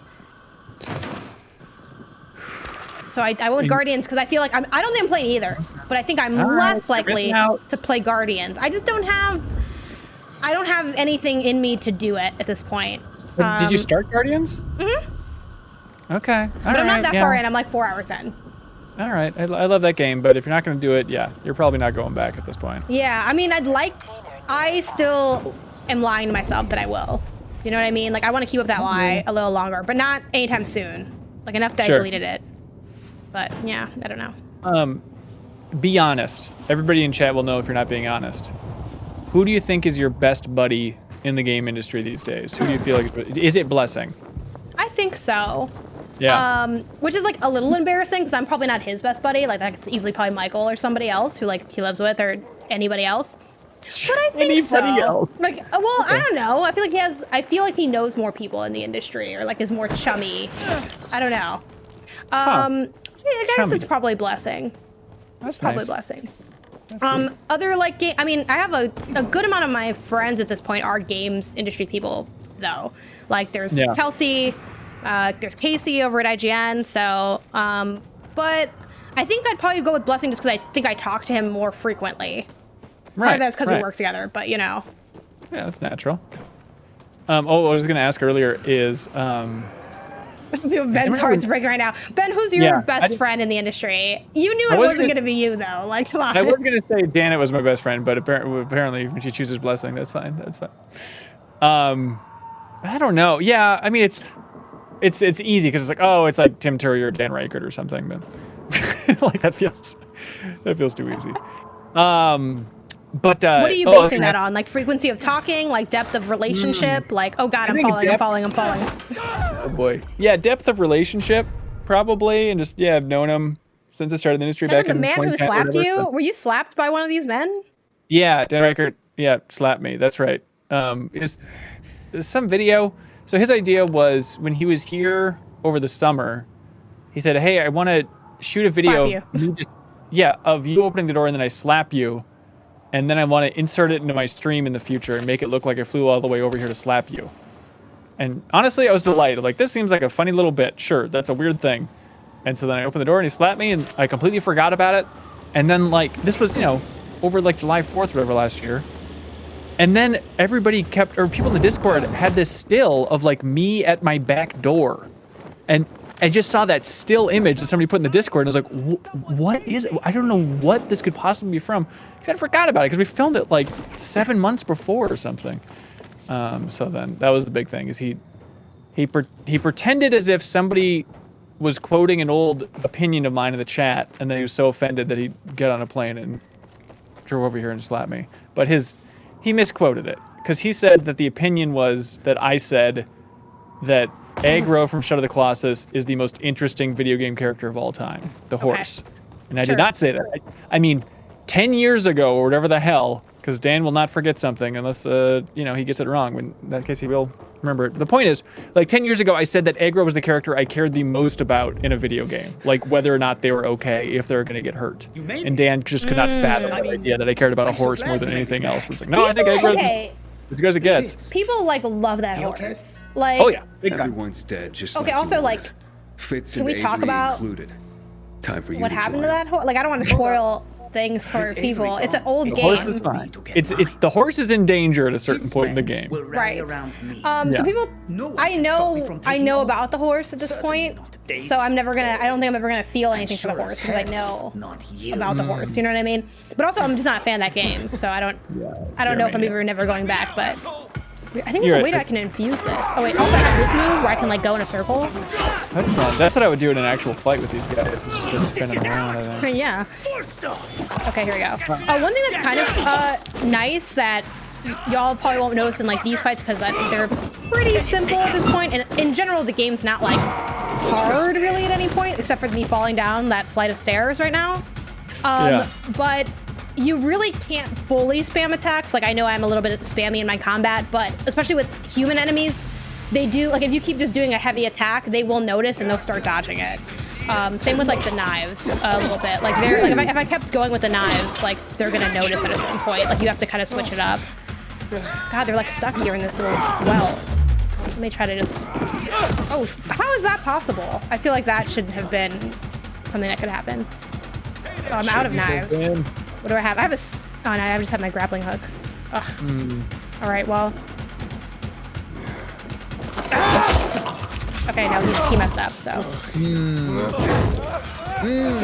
A Christ asks, for two people in the industry that you know have never met but would super hit it off. Oh, that's a cute question. Another cute question. And I know I've never met. I don't know.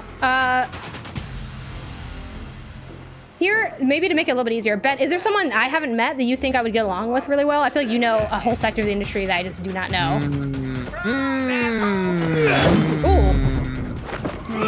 You're like, no, everyone hates you, and that would remain true.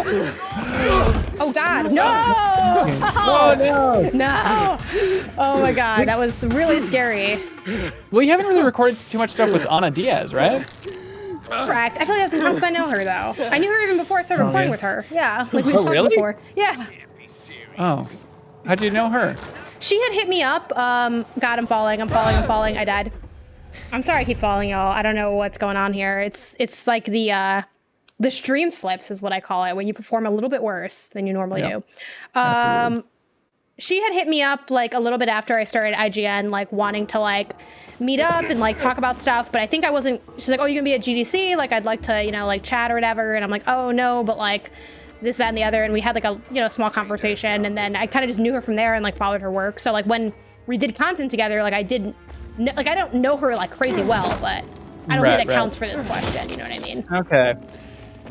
Yeah, I'm trying to think from like Game Informer era and stuff like that. I don't know.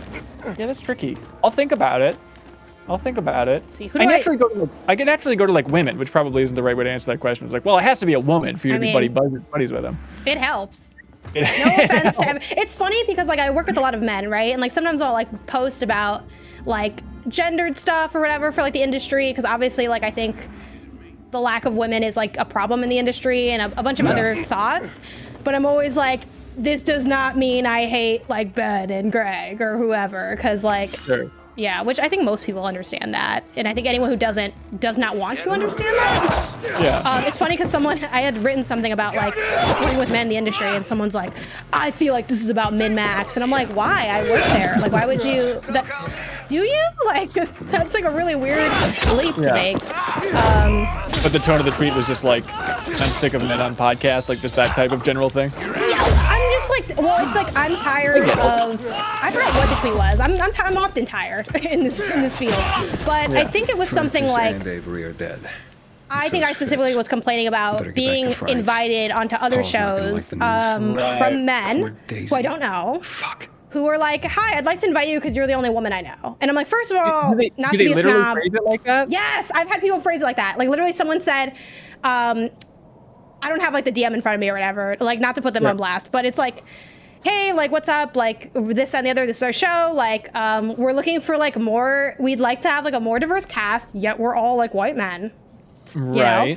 And you're the only woman I know in the industry. And I'm like, first of all, that can't be true. I feel like if I'm the only woman you know, you are just, like, actively not trying to know women in the industry. Second of all, not to be a snob, because I don't want to seem like, oh, I'm, you know, da-da-da, but you don't know me. Like, you know of me, like, I don't know you. Like, I know, like, Ben, I know, like, that does not, like, it was so mind-bogglingly frustrating. And I know that people, like, had good intentions and stuff, but it's like... Well, that's like, the core of my response to that. It's like, I get that, but, like, if they do have those good intentions, it's just clumsily expressed. Like, what should they do if they're like, we don't know any people who would shake up the diversity of this cast, but we really would like to? What's the right solution, do you think? I mean, I think you got to get to know people, like, again, this is not to sound snobby, but at your level. Like, when I started in the industry, like, a lot of the peers I know that other people might not know, it's because, like, I know them from my freelance days. And eventually the people I know that freelance are, like, now at, you know, GameSpot or Games Radar, or just really successful as freelancers and stuff. Like,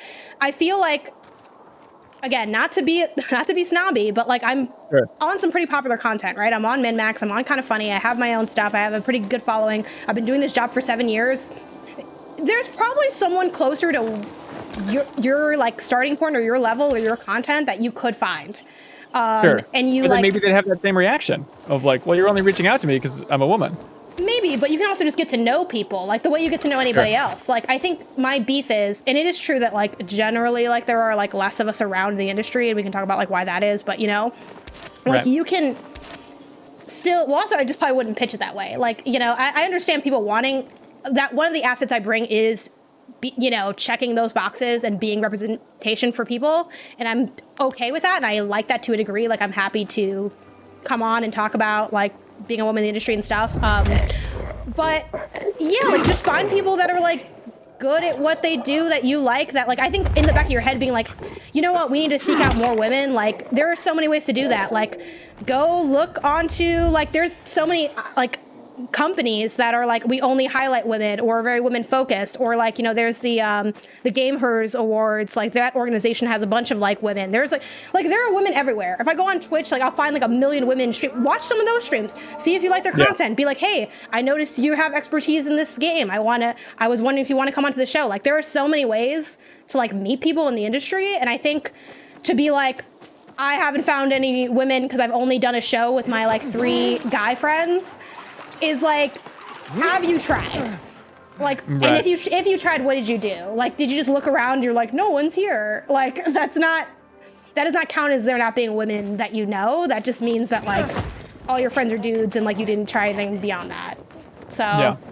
And I think too, like, one thing I like about what, even though like, you know, there's not exactly beacons of diversity in any company I'm directly associated with to the extent that I maybe would like on our show, like, we have regular like women and regular people of color, and like as part of like the team. It's not just a team of like white dudes hanging out and then there's like sometimes a guest that is like not that.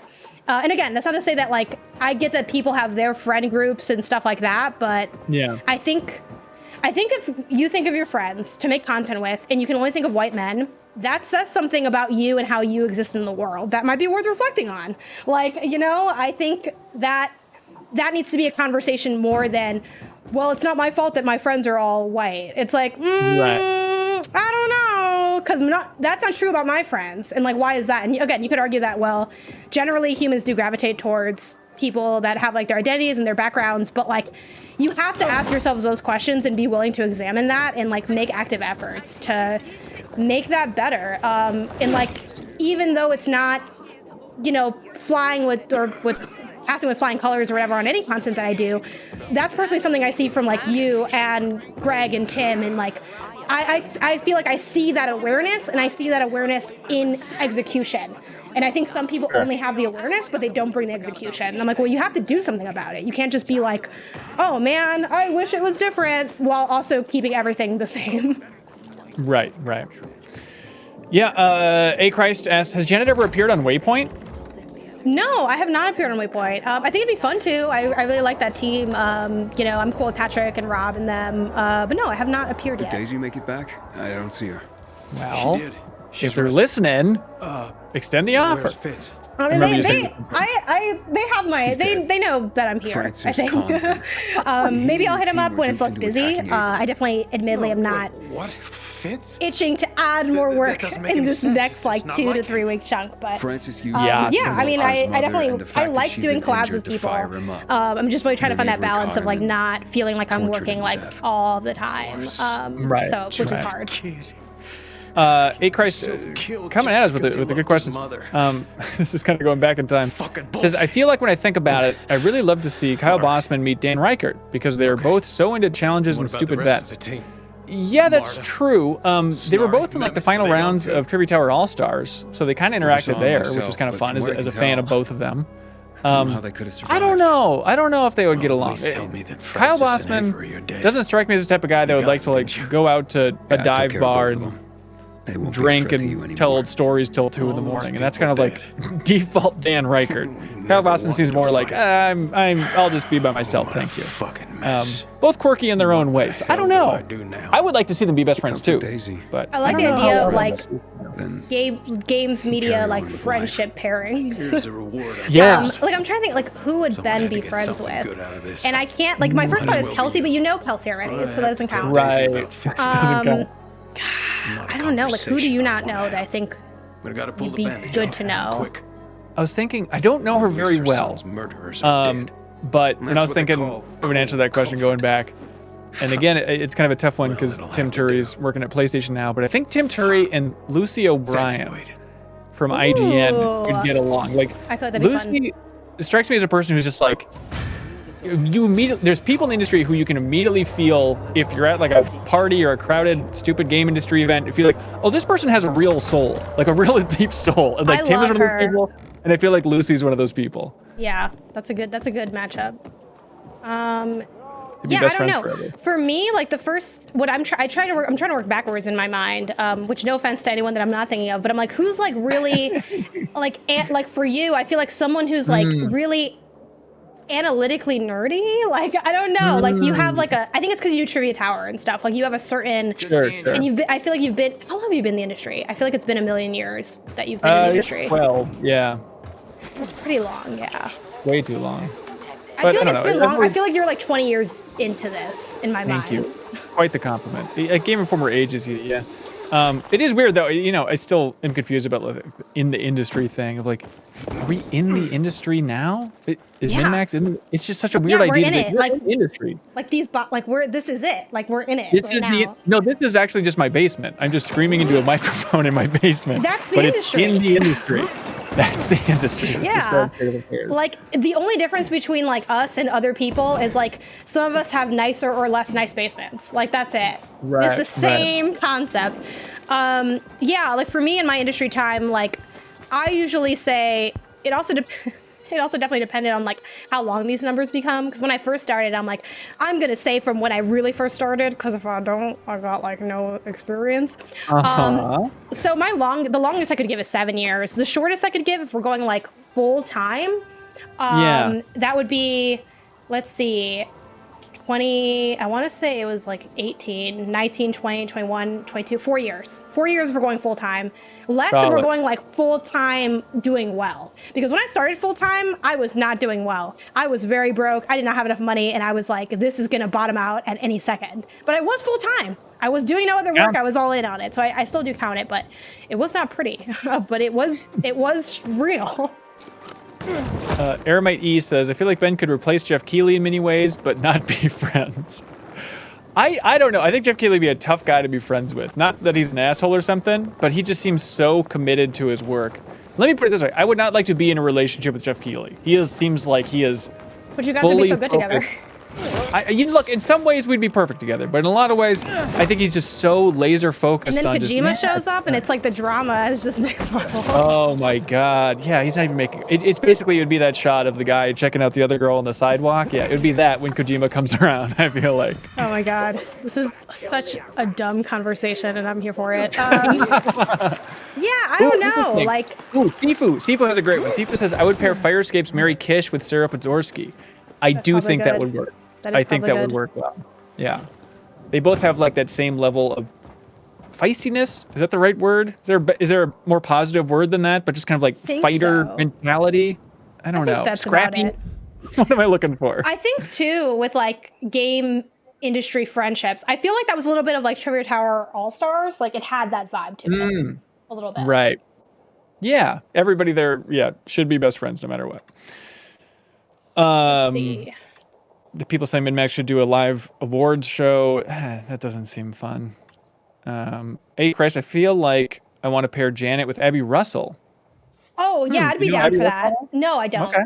I think I do follow them, but like I don't. It's one of those things where like it's so weird in games media where like, again, you know them, but like you don't know if they know you. But like sometimes I'll meet people and they're like, yeah, we know each other, and I'm like, okay, so you too thought that we knew, you know what I mean? It's like, oh, I follow you and you follow me. Is that a mutual? Though I don't even know offhand if Abby follows me. I'm just kind of like thinking out loud where it's like, there are times where I have like a mutual relationship on social media.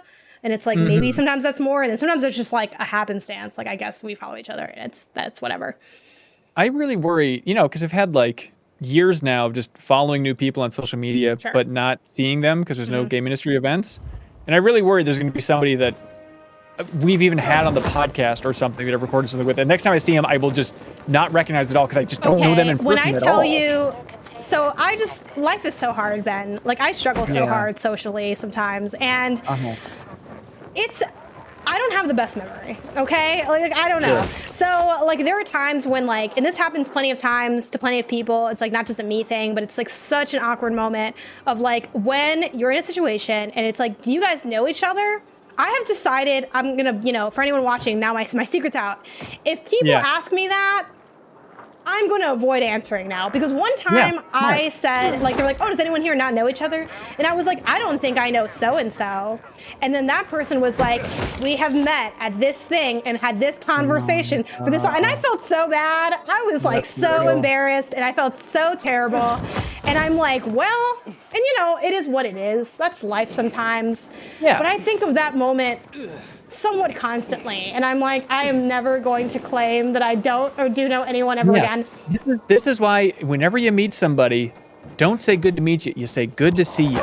Hey, good to see you. It's ambiguous enough. It can work in both situations. You whip that one out. Yeah, I had a bad one of those with your best buddy, Greg Miller, where it was like GDC, I think. That is like the funniest way I've heard Greg be described. But it was like GDC 3 years ago, maybe something like that, where I was standing in the lobby with Kim and Imran Khan and Kim Wallace, Game Informers. The three of us was talking in the lobby. And Greg ran out and he was like running to the bathroom or something, holding his hands on his butt like some real Johnny Sasaki from Metal Gear Solid stuff to make the story more embarrassing for him. No, and he runs by and he goes, Kim, hey, good to see you. I love your work. Imran, hey, good to see you. I love your work.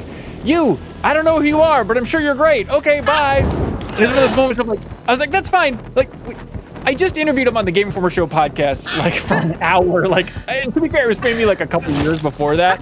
And like maybe I'd run into him once or twice somewhere, but like we never really had a big reaction out there. That is a lot to process.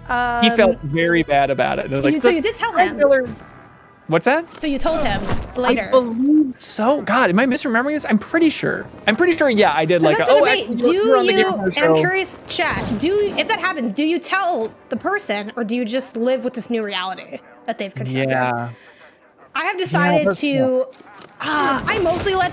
I don't actually, I'm not sure if I've actually had a situation the other way around where like I meet someone that I definitely have met and they don't remember me, but it's not because like, oh, I'm so memorable. I just haven't had a lot of encounters like that. Right. I don't know. I think it would depend on what it was. If I would tell them. Like, I feel like let's just start this new life together where we don't realize that you forgot me. You know what I mean?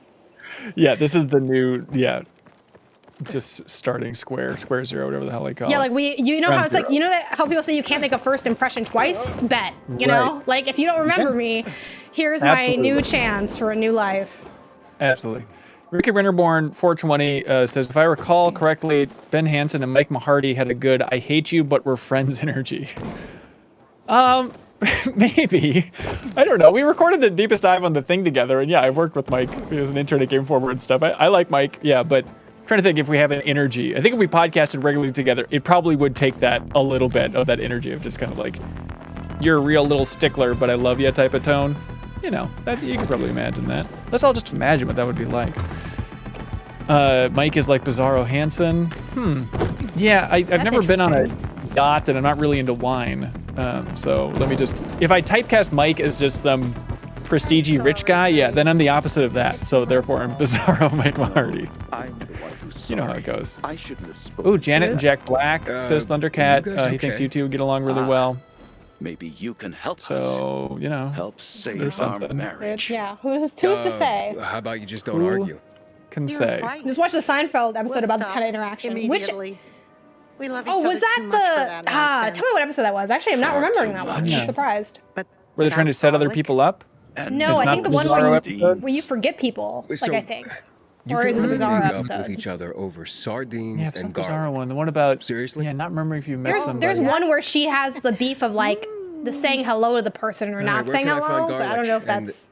Well, there's the sardines? one talking in about. the, you see, it's like I there's one told in you. the Chinese There are restaurant still good people in where the world. Jerry meets that I person, have to think what and the she's like, sardines "Jerry, are. so good Give to me a see you." And he's like, moment.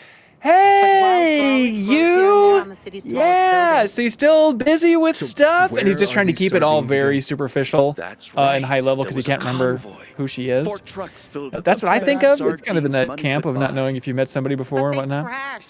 A Christ says, I feel like I just want to pair everybody up with Vinny Caravella. Yeah, you could do a lot worse. But I still don't know where Solid to find dude them. over Give me there. a minute. Give me a minute. Oh, yeah, you'll a never few times I've remember. hung out I'll with him, tell I guess is the best way to put it. Like I Just said, like, they're it is scattered all over eerie the neighborhood, how solid that and guy is. don't you Like, sign I me, keep mister. waiting for him to have some Okay, crazy okay. dark side, for him to crack Kill in each some other way. before I get back. Believe it or not, the few moments that I've actually hung out with him, he has Why would not. you Even say at Dan such a Reichert's thing? wedding, he was a real gentleman. It We was speak just only the bizarre. gentlest Also, there's poetry something to each like other. wild about Poetry.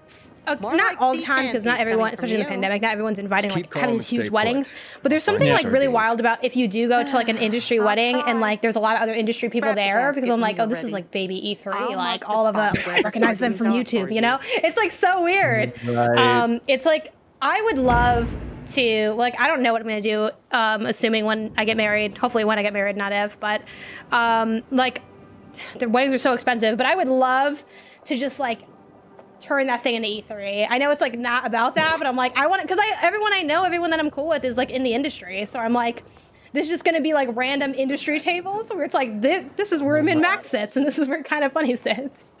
Yeah, and you can send out the invites, and it's like, you're invited to our wedding, WE3DDING. You just squeeze it in some way. And then, and then you can hire Reggie to be your officiant. Okay, so really quick, did I tell you about how my brother, he was talking about like looking for an officiant because my brother's engaged and he's getting married this year. Yeah. And I forgot why we brought this up, but again, more like of the Jeff Keighley stuff. But I either joked that like, oh, what if Jeff Keighley officiates? I think it's because he's having his wedding during E3, which I'm like, I mean, I know like this is about you, but like, why is it just, like Sunday of E3? So I don't know what I'm doing for that, but that's gonna be rough. But I'm like, oh, you could have just Jeff do it. You know, we're in LA. He's already probably there. And he's like, oh my God, I would pay so much money to have Jeff Keighley presenting for the first time a world premiere couple. Like, Yeah. honestly, it would be everything. The He should Muppets offer would be that the ring service. bearer. He should offer that service. I think people would pay for it 100%. Yep, I agree. Aramite East says, a yearly industry wedding is how we bring E3 back. Brilliant. A summer wedding. We ship a couple in the game industry and they get married in LA every June throughout all time. Honestly, if like we could get the what's the name of the company? The ESA. If the ESA could pay for it and not leak everyone's information, I would sign up for that. Yeah, even if it was like random lottery, like you don't know who they were going to match up. It was just like I don't know who's on the other end.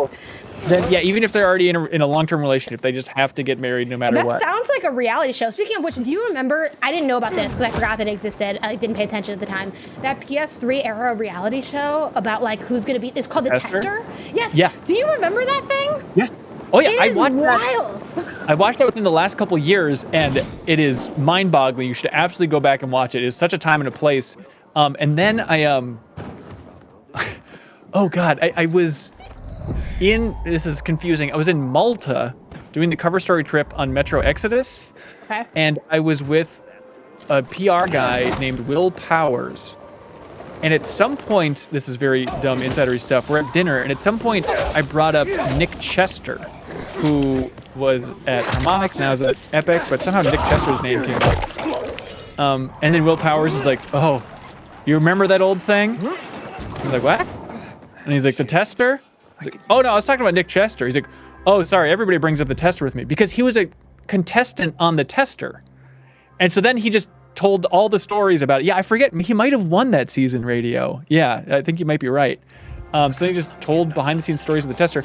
But, and I'm looking at it right now, there is a great YouTube video, God, by Tomogo. What is his name? He was just online. I just saw him here. We follow. I've rated his channel a couple times. Let's see if I can remember. Tomogo42 or something. Anyways, he has this big YouTube series that kind of breaks down the Tester and has like had a big interview with everybody that was on season 1, just kind of talking about behind the scenes of how it all came together. But it's like a really good, it's basically the deepest dive into the Tester season 1. That's And so it interesting. became I a watched fan of YouTube after some that. of one of the episodes on YouTube. Unfortunately, I don't think they have the full episodes on YouTube. Like you have to pay for them somewhere. Yeah. But I watched one of the episodes. It was wild. Like, and so many things about it are crazy because it's like, man, the thought of people fighting for a job in QA, which is like, no, not Sony specific, but QA is notoriously one of the worst jobs in terms of pay and work. And then also the layer of like, it definitely was of a certain era where it's not like super problematic, but it's like just a little bit problematic at times. Yeah. But then also it's just like, the vibes are just crazy because it's like people being like, I love PlayStation. I love PlayStation more than anything. My son's name is Kratos, and I'm here today, ready to whatever. And then it'd be like people that are still in the company. It's just it was like a fever dream. And like, yeah, and then David Jaffe is like hosting challenges and like participating. Like they bring in PlayStation talent for these different sites. It's so bizarre. I know some podcast just talked about this. It might have been Giant Bomb. But there's something that I don't think exists anywhere online anymore, but it was a Spike TV reality show, and it was called Player versus Pain. Have you seen this, Janet? No, but I'm afraid. What does that mean? Oh, what is you Player should versus be Pain? Very afraid, because it went live like probably 2011, and even back then we were at Game Informer, we're like, what did they do?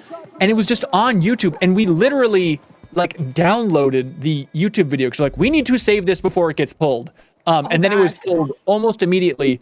It was Player versus Pain, and in the first episode, it's just a bunch of women in bikinis, and they're hooked up to electrodes, and they're playing Guitar Hero, but every time they get a note wrong, they're electrocuted. Oh my god! And the entire competition for this reality show was just torturing women physically because they can't play video games. Like, how are you thinking this is a good idea? While they're in swimsuits.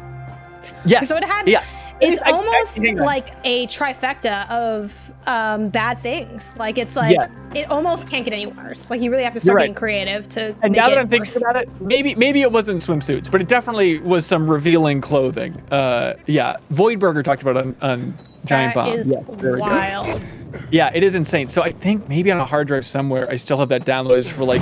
It's just important to remember this time and place for the game industry where that is multiple people crazy. sign off on this, and it was like a big budget thing. Yeah, I'm curious if there's any weird Vimeo archives or something of it online, but yeah, it was unbelievable. And of course, like the voice is just like, apparently Kevin Pereira created it, says Tucker Donovan. Okay, sure, probably. But the VO was just like, hey, Can this chick tolerate babe Guitar Hero on Extreme? It was just the worst South Park parody nonsense version of reality TV. That's real rough. It was rough. But then they all became champion Guitar Hero players, so we honored. Well, that's what it's all about, you know. They gave their lives for this thing. Like, this person needs help. Oh shoot! Oh god, no. Actually, I need to chase this guy. That's like the point. There we go. Boom! I caught him. I got like XP for that. Ooh! Oh my god, there is. Okay, so there's a daily motion upload apparently of player versus pain. I'm scared. Yeah, you should be. Let's see. Okay. So like, when they had the pitch, was there I mean, obviously there's like probably, we can think of a lot of reasons why they only had women, but like, was it meant to just be women? Like, it sounds, I find it's messed up either way. Because I think electrocuting people for getting notes wrong in games is, I'm against that, right? Right. Out. I am against. But like, why was it women? Like, just cause? Like, it seems weird. Well, you said you wanted more diverse voices in the game industry. I was just about to make that joke of like, they're like, what are you talking about? There's stuff for women all the time. I'm like, okay, can we look at what some of those things are and talk about why that might be a problem? I'm watching the archive here, and they have like this woman in the background who's like the dominatrix. Okay. Figure who's on the show, and she's spanking them as well as they're playing Guitar Hero, and she has a shirt that just says "Talk shit, get hit." This is brutal, but hey, it's a different era, everybody. Oh man. All right, well, that's Dying Light 2, everybody. Do we have anything to end on that's like less extreme and also potentially more on topic of what the stream was? Yeah, we need one uplifting Dying Light 2 related question to go out on. Yeah, just to, though I think we went to some important places today, both in and outside game. And honestly, it's probably the best depiction of, you know, Dying Light 2, because you're gonna be playing this co-op, you're gonna be talking to your friends about anything other than what's happening in Dying Light 2. Okay, here's a nice uplifting question. Everybody wants to know, do the zombies do it? All right, like sexually? We don't need an answer. Not that I know of. I mean, here's the thing. I like taught. Like, you can't. I fielded everything. Like, you can't get to me. That's like not. And you're gonna have to come with way more than that. Like. Really? Yeah. Okay. Like, I mean, really quick. Part of like teaching is understanding how to like answer and deflect and just like move on. Like, it doesn't have to be that deep. It's like sometimes it's like, okay, are you asking this to be like, right, you know, whatever, or also maybe you're asking this genuinely and it just seems like something you should already know, so it's like, okay, I'll just be genuine. And then also there's nothing that ends light trolling more than genuinely answering a question that like, oh, I just asked that to be silly. Not to accuse you of doing that in the chat, but no. I'm just like, no. It's like, oh, well, I mean, I didn't really think you'd answer. I'm like, well, then why'd you ask? And then it's like, well, making people explain things is like my favorite way to like easily end that conversation. I'm like, well, then why'd you ask a question if you didn't want to know the answer? Oh, I mean, I just, never mind. And I'm like, yep, that sounds right. Okay. I remember, look, if you wanted to talk about phasing teachers, I remember this kid in our science class. We had this science teacher who, believe it or not, was younger and attractive. And this kid was kind of dumb, so I really don't think he was trying to be a creep. I think it was trying to ask a sincere question, and it was just, it silenced the class. But, okay, this is inappropriate, but can we, this is how we end the stream, is just another inappropriate story. Yeah, sure. He said, and we're all just like talking to class, and he said, I read somewhere that a pig's orgasm lasts for 10 minutes. And everyone's like, what? That's insane. That can't be true. And even the teacher was like, I really don't think that's possible. And he asked the teacher. Oh God, no. Yeah, he was like, well, like, how long does a female orgasm last? And she was just like, okay, all right, class is over. All right, thanks so much, everybody. She just like shut that shit down so quickly. And he was just like, oh, okay, I was just asking. And I really think it was just I think he was literally just asking. Yeah. I mean, what class was it? Was it biology? No, I think it was like Earth.